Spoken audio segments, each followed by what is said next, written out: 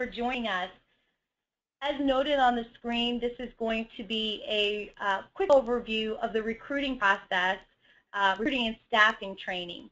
In this training, we will discuss the relationship between Workday and Taleo, how you get started with creating positions as well as requisitions in Workday, and also how that interfaces with our Taleo recruiting system.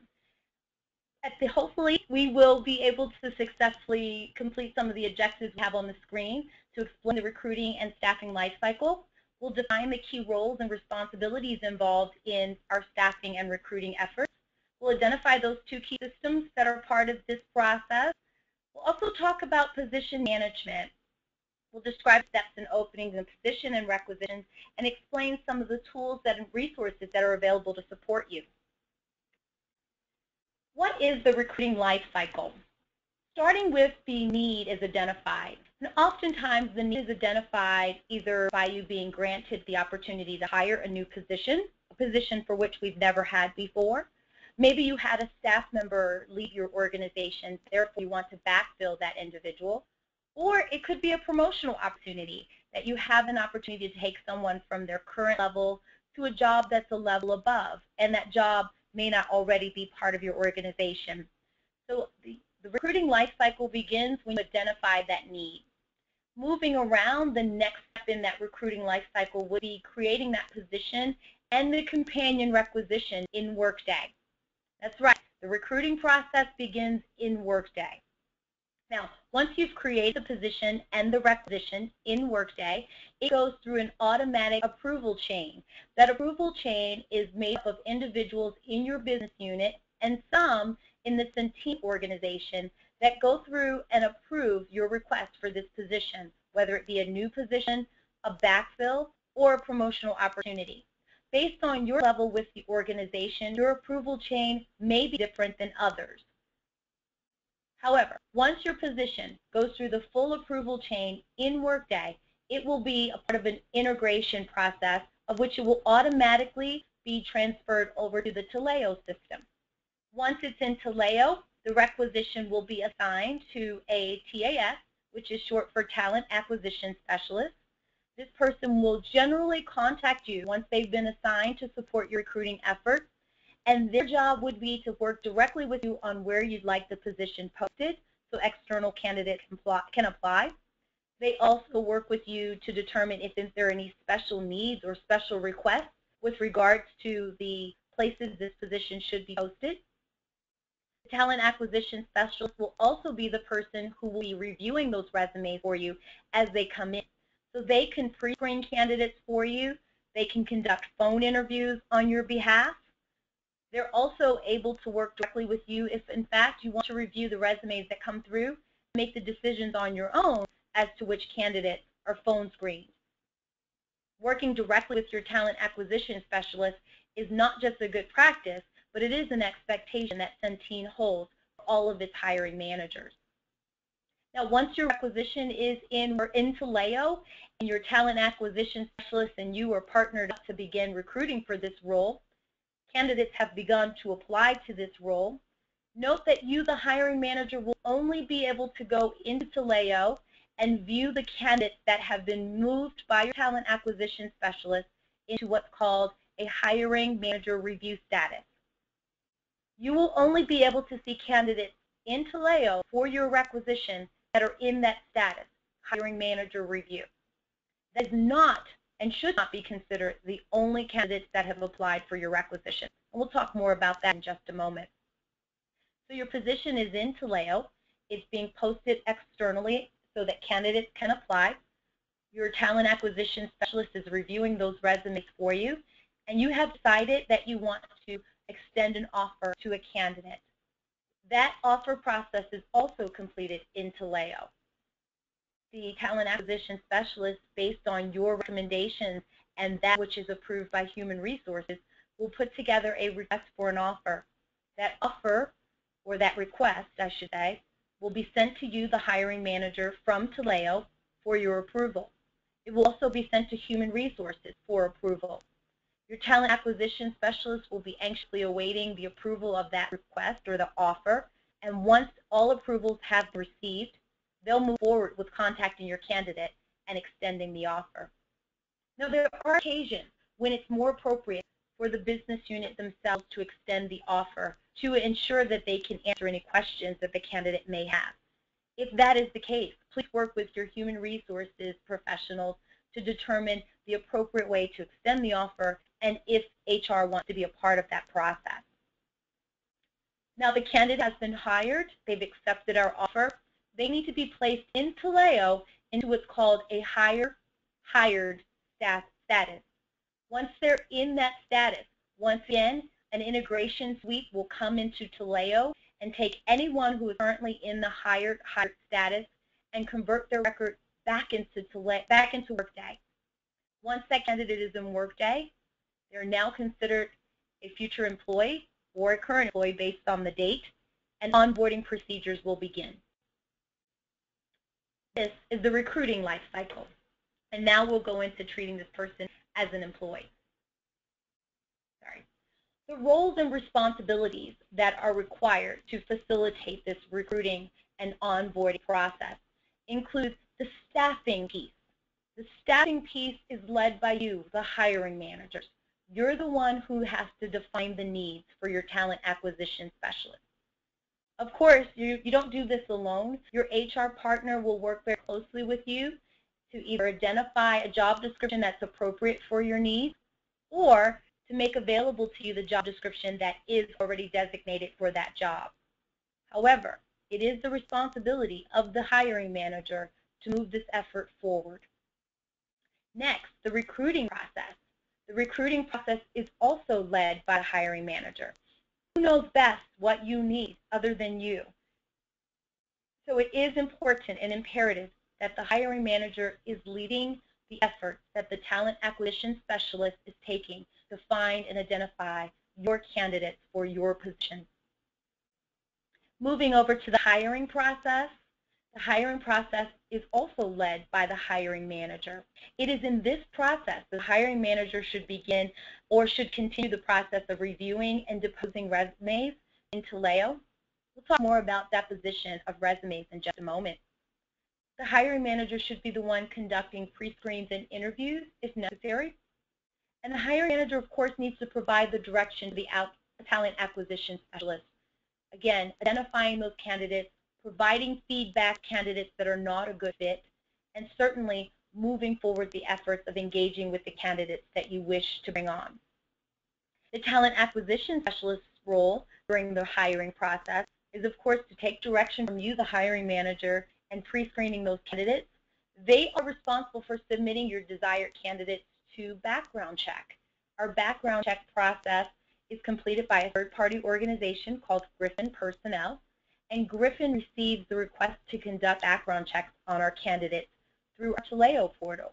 And so that information is sent to Griffin via our talent acquisition specialist, triggering the information being sent via Taleo. And last but certainly not least, in the hiring process, your HR partner, we are responsible for ensuring that once you've identified a candidate, they've successfully cleared the background check. We help support the decision with regard to extending the offer, ensuring that a candidate's requests, concerns, and other conditions for joining our team are addressed, and ensuring that they receive the appropriate paperwork to determine the offer conditions and such. Now, moving on to the very last step in this life cycle, the onboarding. Again, the hiring manager takes a very key role in the onboarding of their new staff. We, from a Centene Enterprise standpoint, we expect the hiring manager to be the one interfacing with the office services team or your office management staff to ensure that your new staff member has a desk and all the equipment that they may need to be able to do their job effectively on day one. We also strongly encourage our hiring managers to begin the process of onboarding by preparing a development or implementation onboarding plan. This plan should include all of the tools and resources, training, and expectations you have of your new person, documented so that you and the new hire can stay on track with all of the resources they need to ensure that they will smoothly transition into their role and be successful. This, of course, can be accomplished by you, the hiring manager, partnering with your HR team to ensure that all of the onboarding procedures with regard to their new hire status in Workday, their benefit enrollment, and all of those things are successfully completed in their first days of employment. Subsequently, any policy review or HR orientation is also planned so that those individuals get that training early in their employment with us.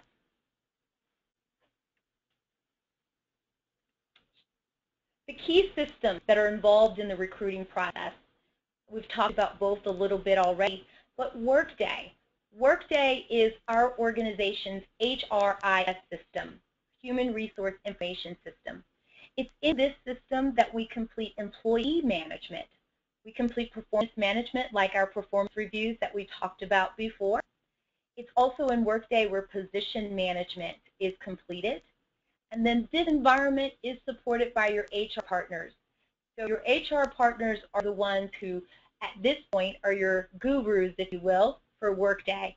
So if you have an issue with an employee record or as you're creating jobs and requisitions, that's going to be a concern that you would bring to your HR partner as they have access to the Workday system and can help you navigate and get your problems resolved. Conversely, the Taleo system is where the talent acquisition specialists become the gurus. They're responsible for understanding the system, ensuring that once a job is in the system that it's appropriately posted, that candidates' applications are appropriately matched to these roles, and background checks and other such processes are managed appropriately in Taleo. Your talent acquisition specialists are not HR professionals. Therefore, they do not have access currently to our Workday system. What this should mean to you as a hiring manager is if you're in the early stages of creating a position and requisition and you have confusion or you have concerns, you want to take those concerns to your HR partner, as your talent acquisition specialist would likely not be able to support you. It's in the Taleo system that we complete our talent acquisition, candidate management, and applicant management processes. It's also in this system that employment offers are generated and sent out for approval to the hiring manager and HR. Background checks, the information that's used to complete the background check is collected in our Taleo work system. And again, as I mentioned, Taleo is supported by our talent acquisition specialists. So, I can't hear you guys, but I'm hoping and praying that you will be able to effectively answer these two questions. In which system is position management completed? If you said Workday, then you are right on. And in which system do you review resumes? And if you said Taleo, then you're getting it, and we're cooking with gas here. All right, so position management. If you've ever talked with Jillian, and Jillian's gotten information from us here, we've probably made an impression on her, and that positions are considered and likened to chairs. For every person in your organization, there must be a chair. Okay?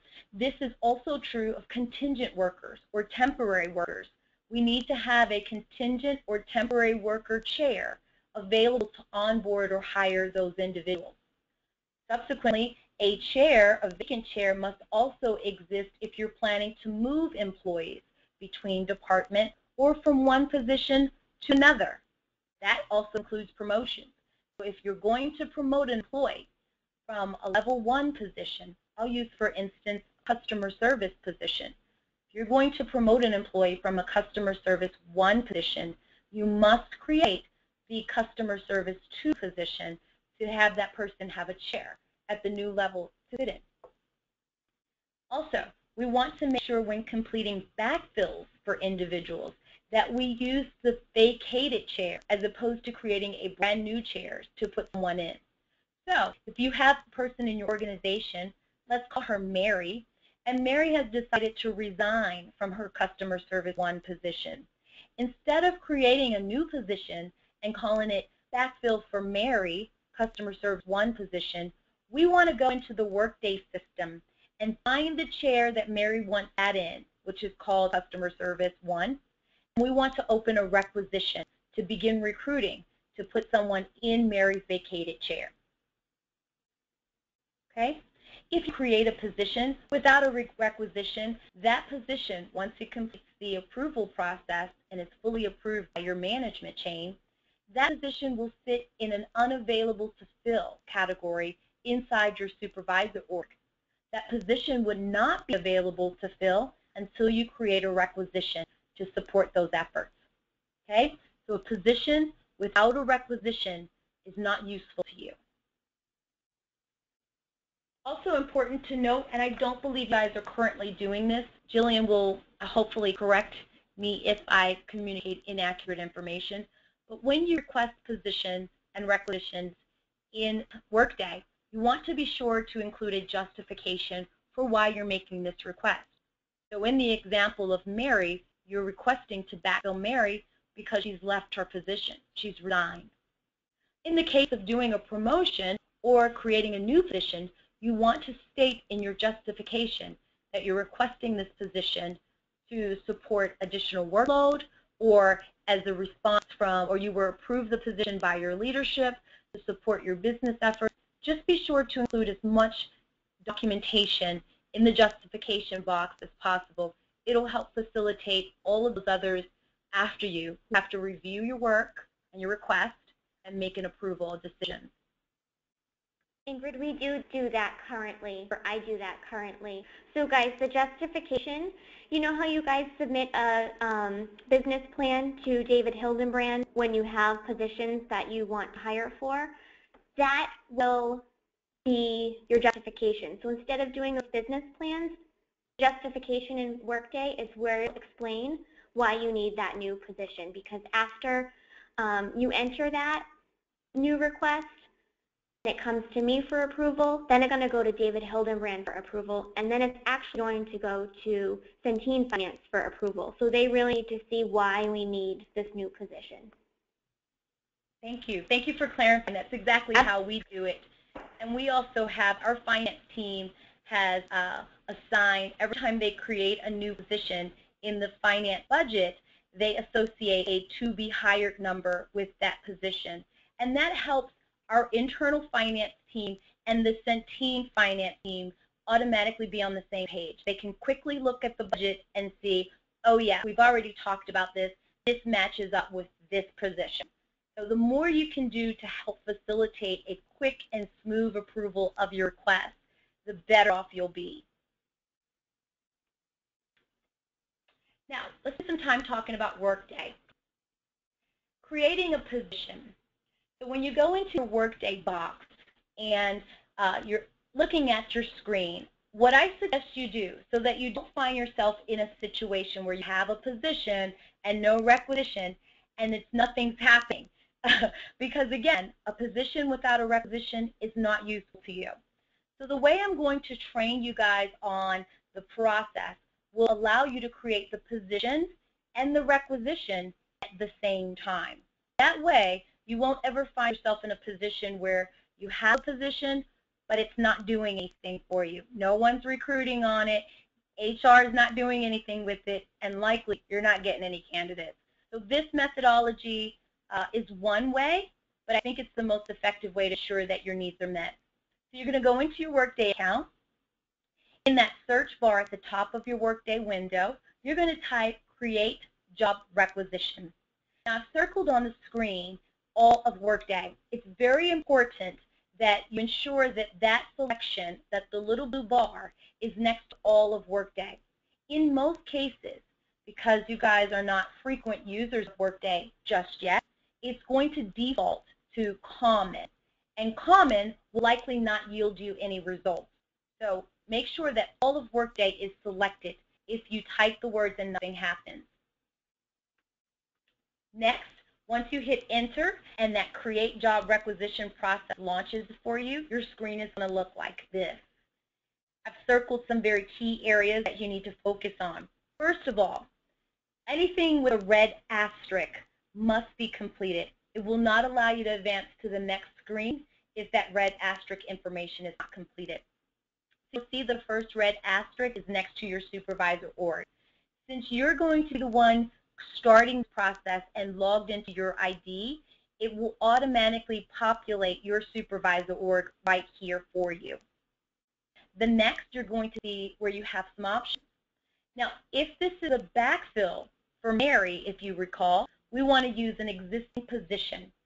So we would select that, and then from the drop-down menu next to it, you would be able to select Mary's position. If you don't have a position and you're creating a new one because it was just approved for you, you're going to select Create New Position. Also, at the bottom of this screen, you'll see Worker Type. Now, if you're creating a new position and it's for a full-time employee, you leave it here at the default, which is Employee. However, if you have been approved to bring on a contingent worker or a temporary worker, this will allow you to select contingent worker as another option, okay? That'll take you down a completely different path, but it's very similar. The next screen, after you've populated all that information on the other screen, looks like this. It's going to start the process of creating the requisition. In this case, the first thing you'll see is it defaults that number of openings is 1.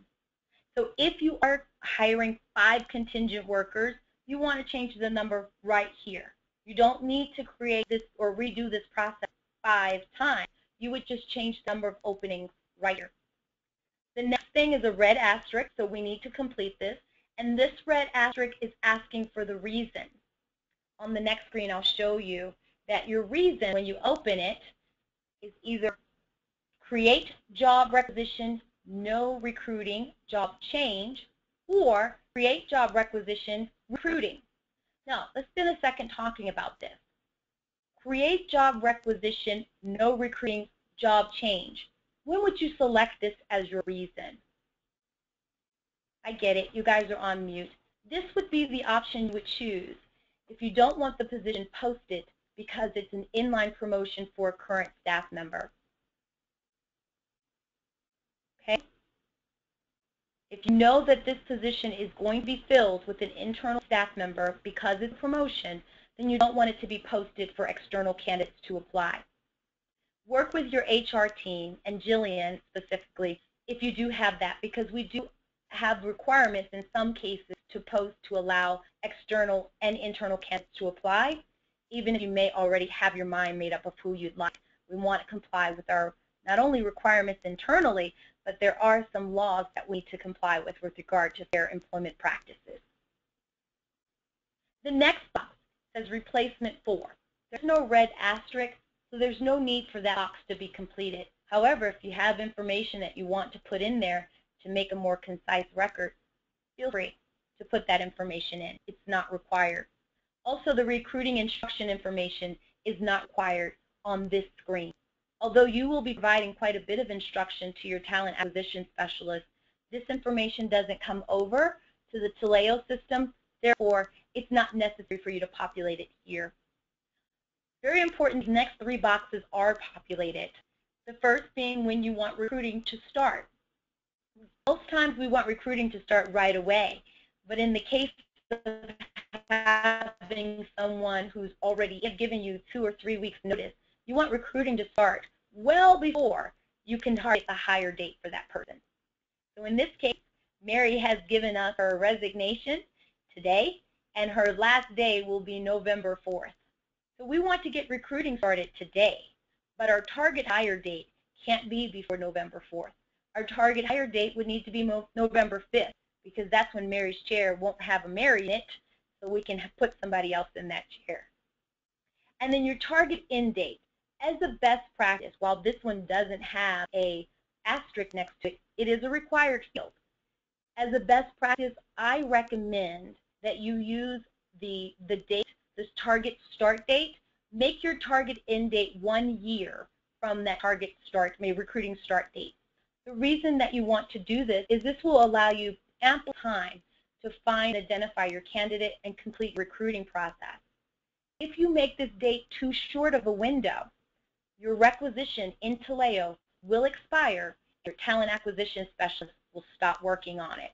So ensure that you get enough time for you to complete the process, barring any unexpected things that take away your attention to finishing the process, give yourself plenty of time to get that process completed by setting that date 1 year from when you start.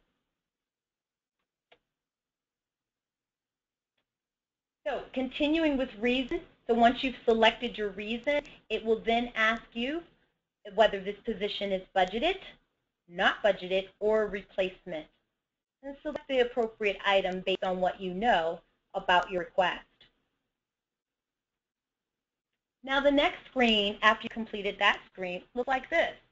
And on the screen you have job posting title, your justification is now being requested, your job profile, which is equivalent to job description, and worker subtype, time type, and primary location is now being required. What I want to make sure you guys see from this screen here is that your job posting title, I have circled on the screen the actual job profile title, meaning the job description that will recruit for this role. And as you can see, the job description for this position is Director of Network. Okay? However, what I've noticed in the past as the hiring manager for this role is that when I post a job of Director of Network, I get all kinds of candidates and very few of the ones that I really want who have managed care experience, or in you guys' case, who have that care management experience that's relevant to your business unit. So in some cases, it may make sense for me to change the job posting title to attract the right type of candidate. So just to show you the flexibility, I'm going to post this job as Director of Stuff. Okay? Of course, I'm not going to really do it that way, but I just want you guys to see that there is some flexibility in changing the posting title so that we can attract the right type of candidate that we're seeking. Work with your HR team to ensure that the posting title doesn't conflict with the job description that the candidate will ultimately be hired to. But we want to ensure that you're getting the right type of candidate for your recruiting efforts. Justification that I've listed. Sorry? If I could just provide an example, Ingrid. Sure. Example of that, guys, we have our life coach job description. We all know what a life coach is. However, in Maine, we actually call that person, or people know what that role is, as a direct support professional. So in the job posting title, that's where Jerry Lynn, your team, you guys would want to write direct support professional, and then you would still choose the life coach job profile. So that's just a quick example of how you would use those fields. Perfect. That's an excellent example. For our organization here at Simpatico, we have a business unit called STRS, which stands for Specialty Therapy and Rehab Services. And most of the professionals that we hire are physical therapists, speech therapists, or occupational therapists. The job description that we use for that position is called Utilization Manager. And of course, as you can hear, not many occupational therapists go out looking for a job called Utilization Manager. So we often have to change the job posting title to Physical Therapist or Occupational Therapist. And they find it, and then we tell them that the role is actually called a Utilization Manager. Here's what you're going to be doing. Okay? So it just helps us attract the right type of candidate. Thanks for that clarification, Jillian. So the job profile, once you select your direct support professional, that job profile that you're going to select will pre-populate the job description summary for you. It will also pre-populate the job families for the job profile for you, and then the job description field will also be pre-populated for you by selecting that job profile. The job profile, if it's complete, I mean, some of them are new and not quite as complete as others. If it's a complete job profile, it will populate for you the job description. We talked about that. Now, the fields that are also listed on here with a red asterisk that are required are the worker subtype. This is where you're going to go to this drop-down menu, you're going to worker type, and you're going to select whether or not this is a regular, part-time, temporary, or seasonal employee. Most times you're hiring a regular employee. And then time type, this is where you select whether they're going to be full-time or part-time. Primary location, This is specifically the information that's going to appear on the requisition. So this is what candidates are going to see as the primary work location should they accept this position. We can add, as you can see, additional locations. So if you want to recruit in 2 locations, you can add the second location, and recruiting efforts can also be posted in that area as well. Last but not least, what's required is the scheduled weekly hours. You want to ensure that it's noted that most of the time this is a 40-hour work week position. The next screen will show you some of the work that you've already done. So again, this is for a business unit that I supported. And you see all the stuff that I've already populated. So my target recruiting start date, my target hire date is the very next day. I'd love to find a candidate the next day. And then, of course, I've given myself a year to be more realistic here. But this is what it will look like after I've completed those processes. And then after all of that's done, you're going to hit submit. It's going to go to the very next person in your approval chain. So if you're currently a supervisor, it's likely that the next person would be your direct manager, and then director, and then your finance team within LifeShare. And then it does go up through corporate Centene of finance for their approval. So based on your level in the organization, there may be several individuals that you would work with or that would receive your request to approve your new position. Things to remember, again, when backfilling a position, you want to make sure you use the vacated position. You must have a supervisor org in order to be able to complete this process. If you don't currently have a supervisor org, work with Jillian to get one assigned to you so that when you go into your Workday account, you will be able to create a position or requisition. You'll know that you don't have a supervisor org if you type create job requisition and 1, nothing comes up, or 2, you'll know you don't have a supervisor org, and I'll show you how to look for it when you go into your Workday account, okay? And then remember, there is a migration to Taleo. So creating the job in Workday is the beginning step, but is not what's going to necessarily lead to you actually having candidates to review. It does and must migrate to Taleo in order for that recruiting process to get kicked off. If you selected the reason of no recruiting necessary because this is a promotional opportunity, your role will never go over to Taleo. So keep that in mind in case you mistakenly select it. The role will never be posted in Taleo if that option was deliberately or inadvertently selected. So let's test your knowledge once more. You've been approved to hire a new trainer to support the increased service area. What process do you need to complete in which system? You are going. I know, Ingrid. All right, Jillian, come on. What are you going to do? I need to create a position and job requisition in Workday. Absolutely. I need to open my chair. You certainly do, because you've got a new position, but if you don't have a chair and a rec for them, it'll just be a gift no one ever will know about. Very good. Thank you, Jillian. Let's talk about Taleo a little bit. So Taleo is, again, accessing Taleo is fairly easy. Both Workday and Taleo are available off of CNET. So if you don't already have those saved as favorites on your CNET website or on your homepage, I strongly encourage you to set both of those as links so that you can easily get to them. Remember, Taleo is where the requisitions are. And so that is for any recruiting efforts that you're involved in. And some, Jillian has created the positions and recs for you guys. So there may be recruiting taking place right now for positions for your organization, and those requisitions are visible through Taleo. Also keep in mind that when candidates go to our organization website to apply for a position, they're creating a candidate profile in Taleo. And they're able to go back into their candidate profile to check on the status of their application, to add more jobs to their application, and basically to manage their own application and interest in positions with our organization. So Taleo is both outward-facing and in-facing for our organization. Taleo is also really the tool that hiring managers take most of the lead with your talent acquisition specialist as support. This is where candidates are managed in the Taleo system.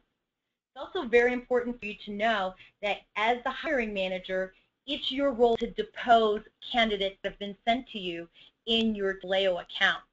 What does that mean? That means any candidate that has been moved over to your requisition in the status of hiring manager review, you must go into Taleo and make a decision in Taleo of what you'd like to do with that candidate.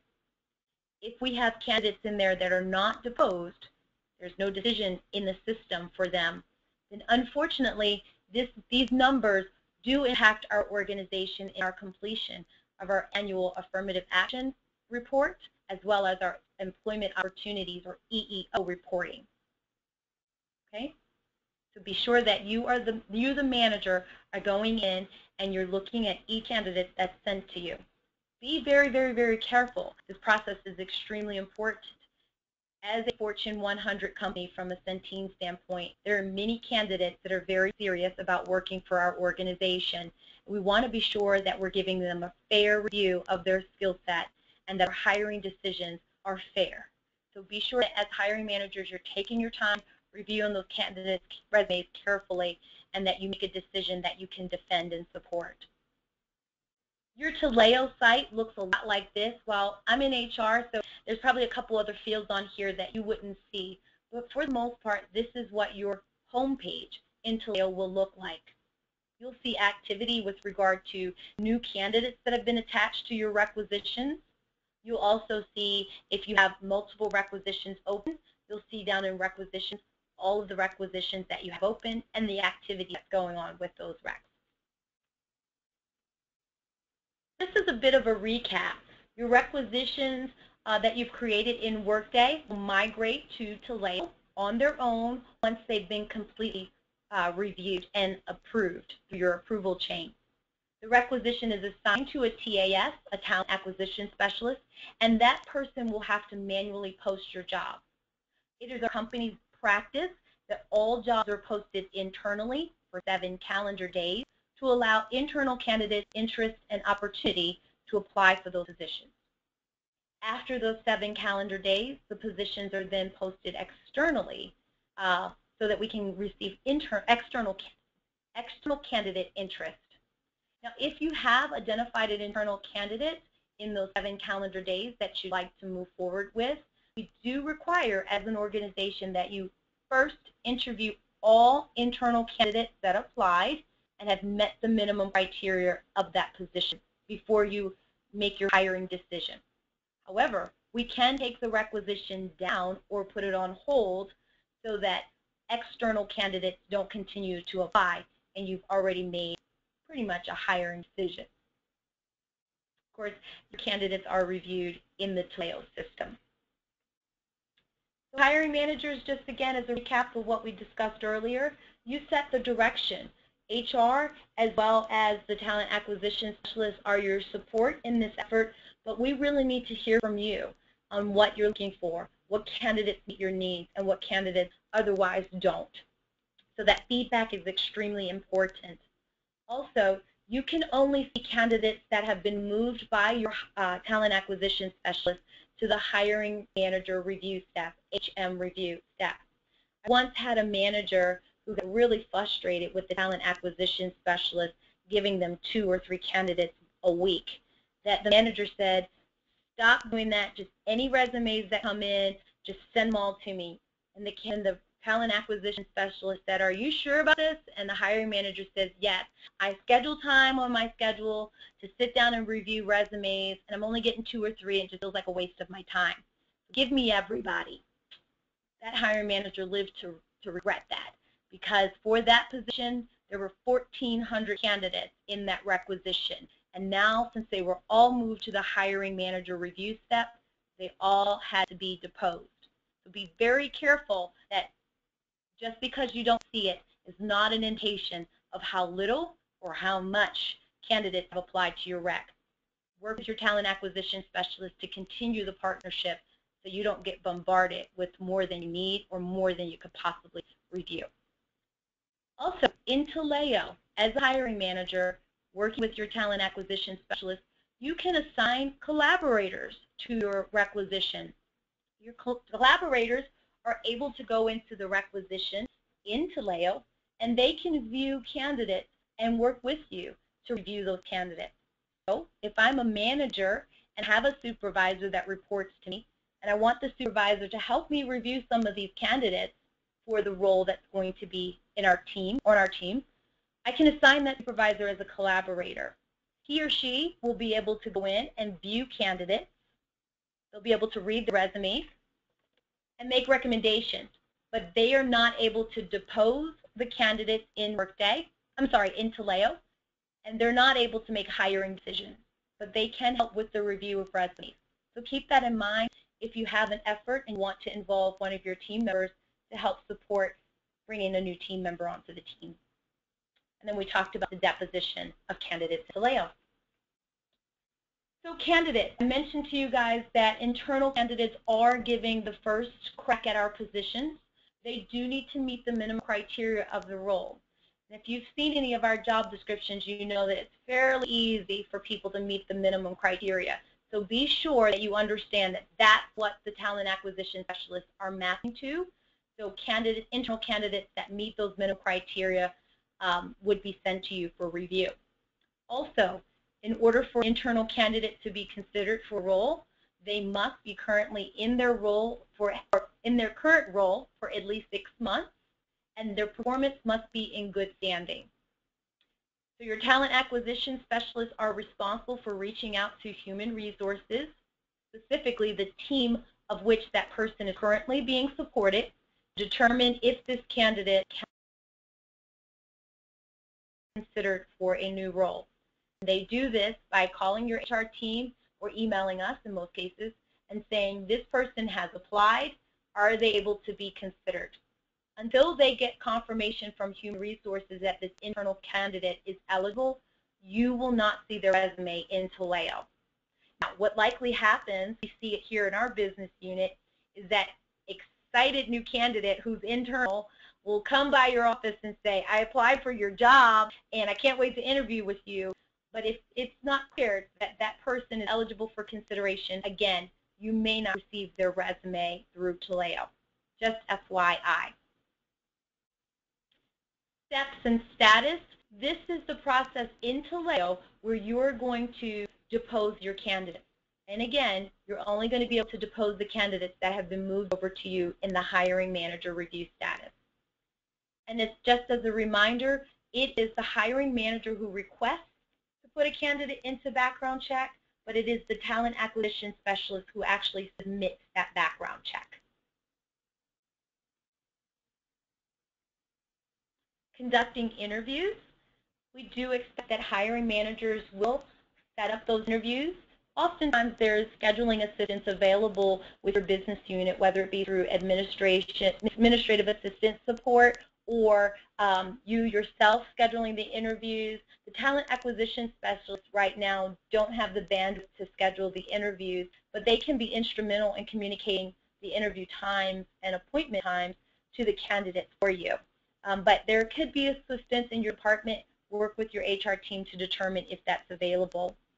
And from a Centene perspective, we really strongly encourage managers to conduct what's called behavioral interviewing. This is going to be asking questions that really specifically get to the heart and motivation of individuals. To ask yes/no questions doesn't necessarily give you, the hiring manager, enough information to determine a person's level of proficiency, desire, or motivation. So we really strongly encourage behavioral interviewing.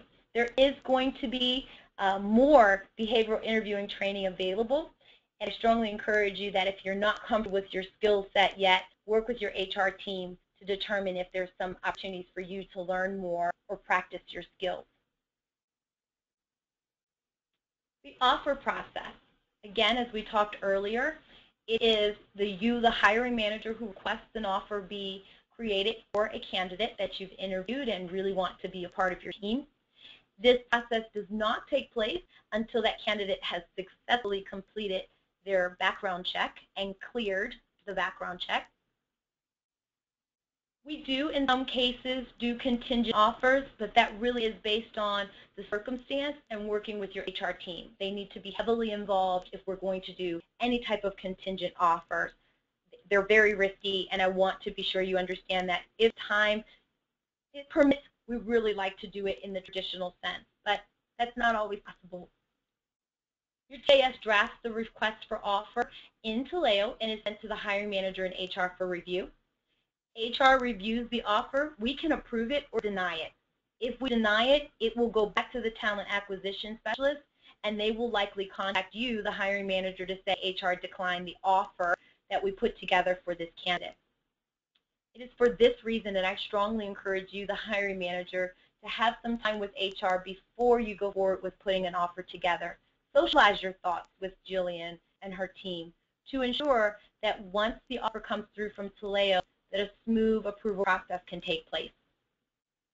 It is the talent acquisition specialist who extends the offer to the candidate, and as I mentioned earlier, the process varies slightly sometimes for internal candidates. It may be more valuable to have the team itself extend the offer so that you can review any expectations or anticipate any questions the candidate may have to allow them to accept your offer.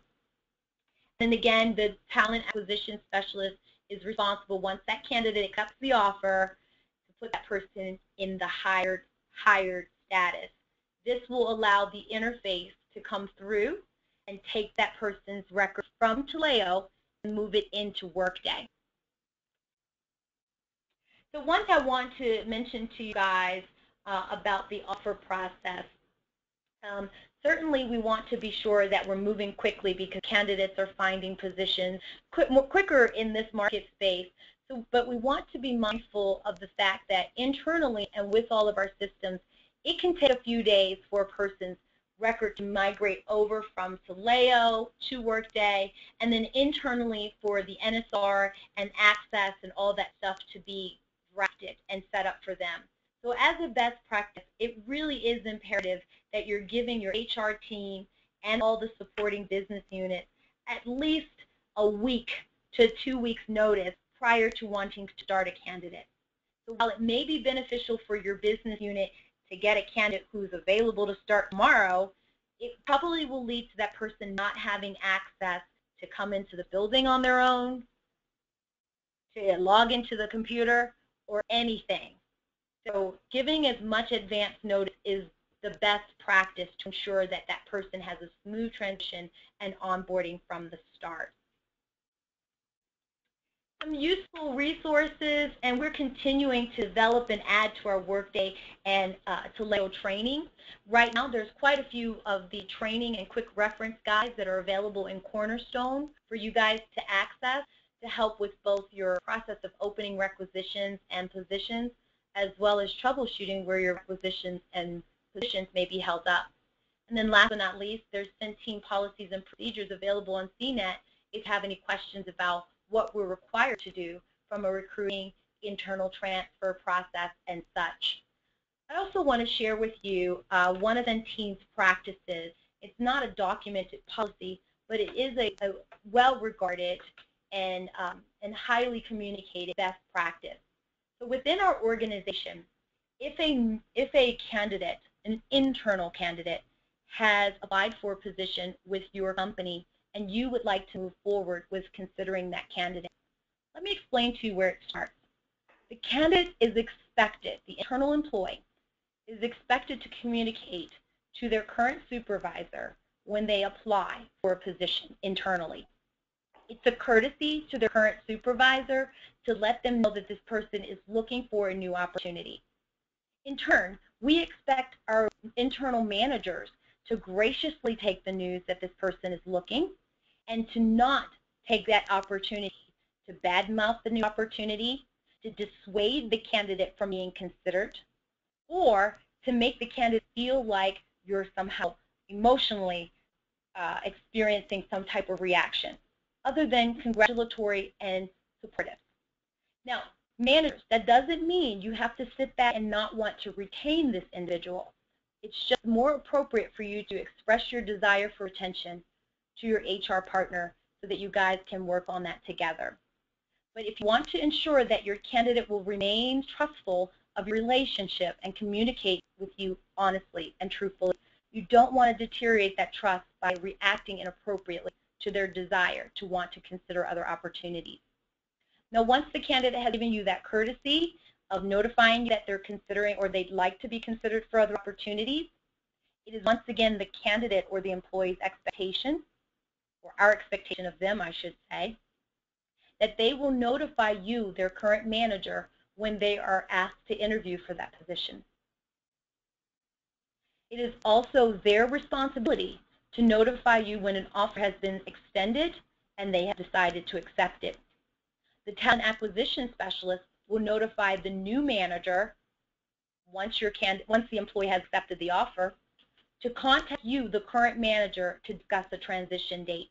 So in the case of an interim candidate, they don't set their start date. It should be determined by the two managers discussing a transition date. There are often times when this doesn't happen. We are well aware of it. And sometimes it's due to the fact that the employee didn't know.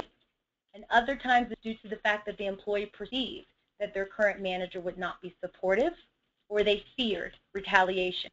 So keep this in mind. If it doesn't happen the way that I just communicated to you, there may be an opportunity to educate and inform, or maybe a larger concern of which you may need to deal with your HR partner. So now I will open it up for questions. If anyone has any questions, and we've covered a lot of material, but I'm here if you have any questions. You guys can type your questions if you have any. I'm seeing if I can unmute you. Here we go. I'm unmuting you guys. Oh, maybe I need...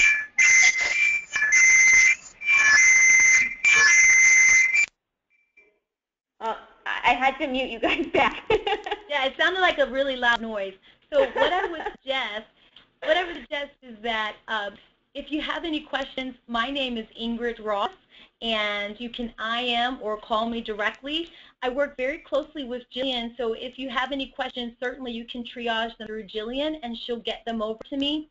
I am really, really happy to support you guys in this process. The Workday and the Taleo systems are both manager self-service systems, and it's the intent of Centene that we give you guys on your desktop all the tools and resources you need to manage your business.